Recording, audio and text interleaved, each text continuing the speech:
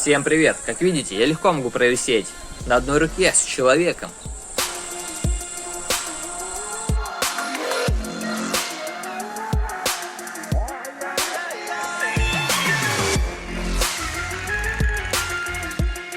А также подняться по канату без ног с дополнительным весом в 30 килограмм. Ну и также я могу очень долго просто висеть на турнике. Это значит, что у меня сильный и выносливый хват. Собственно, в этом видео мы и разберем, как развить силу и выносливость хвата, а также почему многие не могут провисеть на крутящемся турнике, в чем там загвоздка и как можно натренировать хват и обмануть турник лохотрон. Опять я целый месяц не снимал видосы. А все дело в том, что в начале июня мне прострелило бочину. Стал обследоваться, нашли камни в почках. Короче, болезненная тема, и сами не выходят. Придется делать операцию. Опять просто на лето, без тренировок. Опять я похудел.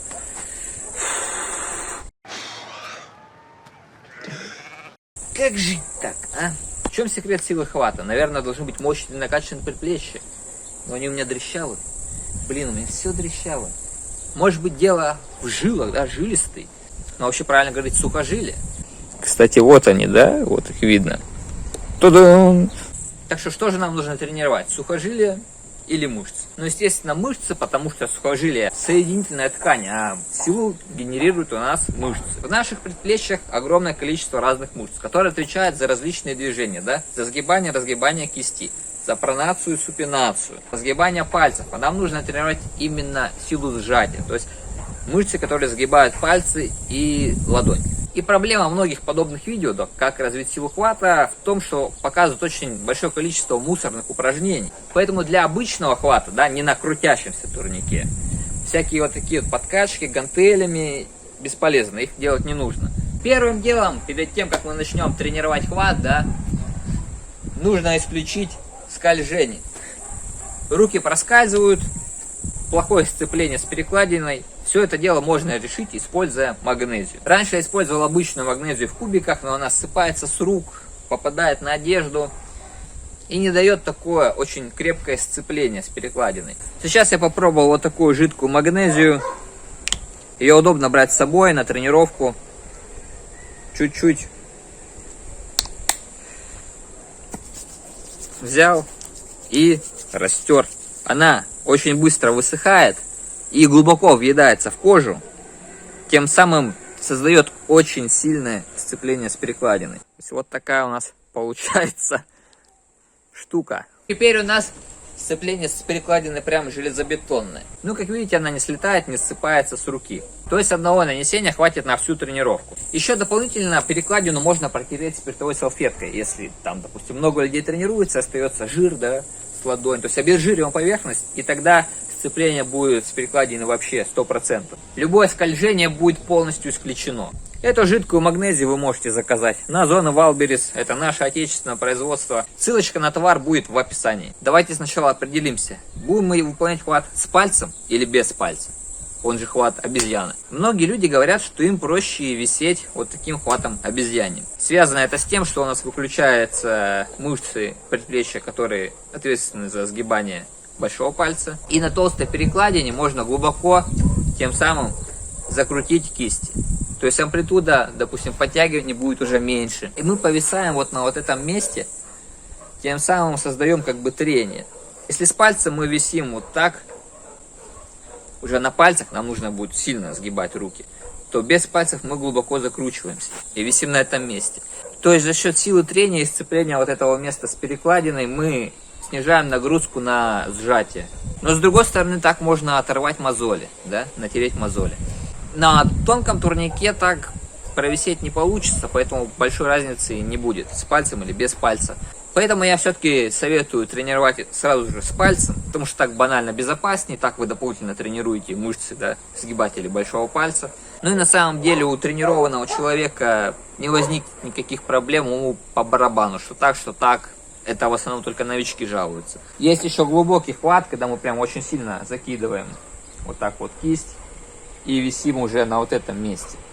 Такой хват нужен, чтобы выходить в упор легко при медленном выходе на 2 или каких-то определенных упражнениях. То есть там подтягиваться в переднем весе так проще.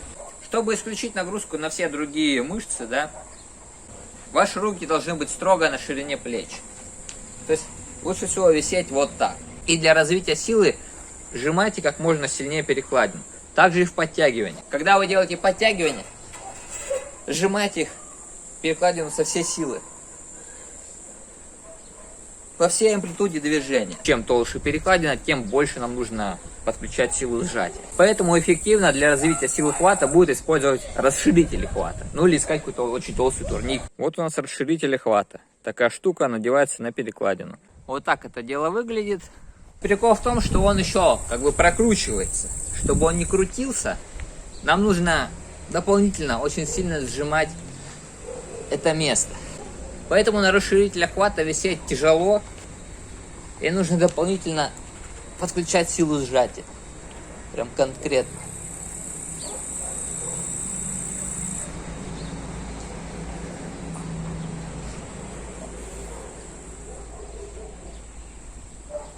Ну как бы мне-то это не сложно. Мне ничего не сложно. Но с дополнительным весом подтягиваться уже тяжеловато. Я когда только купил расширители, попробовал потянуться с 30-кой, да, там, сделал повторений 6-8, несколько подходов, и на следующий день у меня прям так сильно болели предплечья, как никогда в жизни. То есть они прям очень сильно пробились. Дальше, что еще у нас тренирует силу сжатия именно, сгибания пальцев? Эспандер обычный, да. Нам не нужно вот там крутить, вертеть, как-то просто сжимаем и держим. На выносливость длительное время или подбираем такой, который мы с трудом можем сжать, на силу. Лучше купить вот такой регулируемый, чтобы прогрессировать нагрузку. Но здесь максимум всего лишь 40 килограмм, поэтому для меня это тоже будет не слишком-то и сложно. Кстати, чем длиннее пальцы, тем проще висеть. Короче, как обезьян. Обезьяны вместе. Сила. Кстати, вы знали, что вот в мышцах предплечья есть одна мышца рудимент. Называется она длинная ладонная мышца. И у некоторых людей она вообще отсутствует. Давным-давно, когда мы были обезьянами, ну а точнее приматами под видом, да, австралопитеки, мы лазили по деревьям и ходили на 4 лапах. И поэтому вот эта мышца работала. А сейчас она у всех почти атрофирована. Но определенными движениями можно подкачать. И вот у кого она отсутствует, ну не повезло вам, хотя это очень малый процент людей. У большинства она есть. Еще у меня есть такая интересная штука. Это армлифтинг, ролик Thunder. Крутящаяся такая ручка толстая. Ну обычно, да, просто удерживает вес. И она тоже хорошо тренирует хват. Но в чем прикол?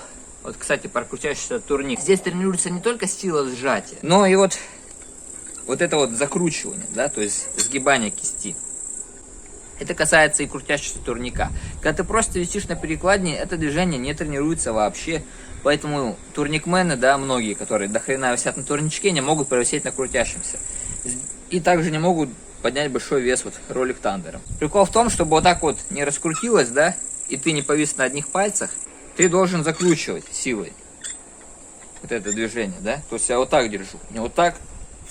Так уже все. Поэтому, чтобы натренировать крутящийся турник, нужно либо вот такую ручку покупать, либо сам крутящийся турник покупать или делать и висеть уже на крутящемся. Либо просто вот с гантелями делать вот эти вот сгибания. Ну не просто поднимать гирю, да, а на статику вот так вот удерживать. Смотрите приколюху, да. Я как бы повис. Если я не буду закручивать кисть, у меня просто так вот кисть скрутится, и я с пальцев соскользу туда, не смогу щипковым хватом так удерживаться. То есть нужно вот так вот закручивать. Только у тебя мышцы забьются, начнет так вот раскручиваться хват, ты соскользнешь. Это такая узкоспециализируемое движение, да, и поэтому у многих не получается. То есть нужно направленно по специализации тренировать именно это. А теперь, что касаемо обычного виса на перекладине. Если у тебя нет лишнего веса, ты легко можешь провисеть, секунд 30 хотя бы, то можешь направленно его тренировать. Чисто на выносливость, просто на максимум висишь и все, через день. Каждый день не надо, все равно нужно восстанавливаться. Собственно, возникает вопрос, когда висеть, до, после тренировки там. Но поскольку в обычных тренировках у многих предплечья сильно не забивается, то лучше выполнять вис в дни отдыха. И нужно разминаться перед висом, да, иначе можно там потянуть мышцы и травмироваться. Это будет такая тонизирующая тренировка, которая хорошо скажется на твоем восстановлении после подтягивания. Ты сделал разминку там с легкой какой-нибудь резиной и потом поделал виз на максимум. Нельзя выполнять виз сразу же после тренировки на забитого. У тебя мышцы забиты, бицепс забит, ты повесишь на турнике, он будет сильно тянуть. Можно либо подтянуть мышцы, либо вообще порваться. Нафиг оно тебе надо. После тренировки можно потренировать виз, но только после того, как сойдет пампинг и забитость мышц полностью.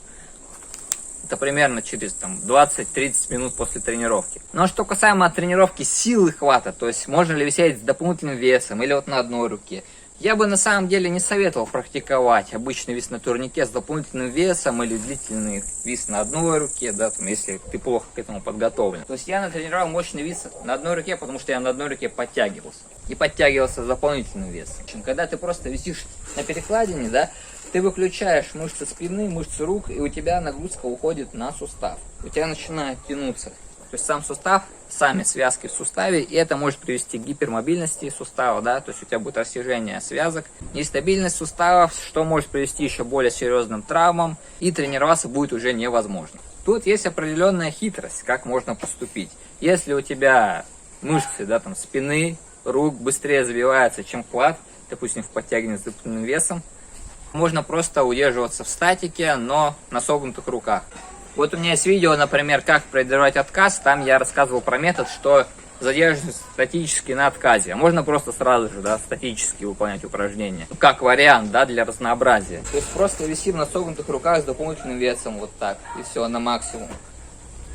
Тем самым у нас будет комплексно тренироваться как и мышцы предплечья, так и все остальное. Ну и после того, как вы натренировали силу хвата, да, то есть у вас силы более чем достаточно, можно попробовать выносливость. Чтобы висеть очень долго, как, допустим, Исыпов или еще Вовки, да, на ютубе, который 130 раз подтягивался, нужно не наоборот со всей силы сжимать перекладину, а как можно меньше ее сжимать, да, то есть уметь расслаблять мышцы предплечья, чтобы там происходил кровоток, да, кровообращение и шло восстановление, да, аэробное. То есть тут как раз нужна магнезия, чтобы было супер четкое сцепление.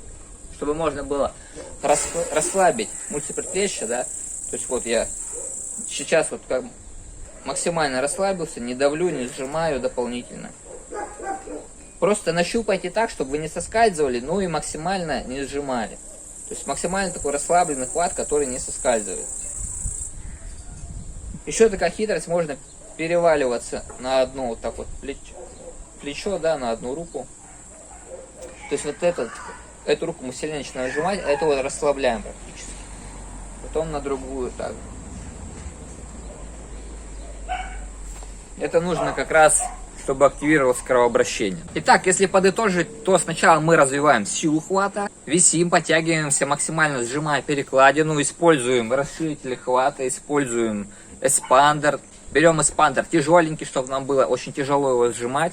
И на силу хват мы тренируем с отдыхом, да, сутки через двое, через трое, чтобы мышцы восстанавливались и сухожилия у нас не изнашивались. Потом, когда у вас будет уже сильный хват, можно попробовать выносливость. То есть, понятное дело, когда ты можешь просто 30 секунд еле-еле как провисеть на перекладине, о тренировке выносливости не может быть никакой речи. То есть сила должна быть с избытком, да, чтобы ты мог уже висеть чисто на силе долго, тогда можно переходить к выносливости. Также просто висим на перекладине со своим весом, но стараемся как можно сильнее расслабиться, не сжимаем перекладину, расслабляем предплечье. Здесь нам обязательно понадобится магнезия, обработка перекладины, да, обезжиривание поверхности спиртовой салфеткой, чтобы не соскальзывать. Нам нужно, чтобы не были пережаты мышцы, чтобы там происходило кровообращение и было восстановление за счет аэробного гликолиза, да. Тогда у нас будет выносливость. Ну и на выносливость хвата можно тренировать чаще, допустим, через день. Еще на Бусти вышло новое видео о том, как эффективно тренировать элементы и взрывную силу за счет увеличения объема, да, тренировочного. Когда ты только учишь элементы, тебе сложно работать большой объем работы. У тебя это все дело не получается, пару-тройка попыток, да, этого мало. Вот как увеличить объем и эффективнее тренироваться. Об этом новое видео. По ссылочке в описании. Поддерживай канал, смотри эксклюзивные выпуски.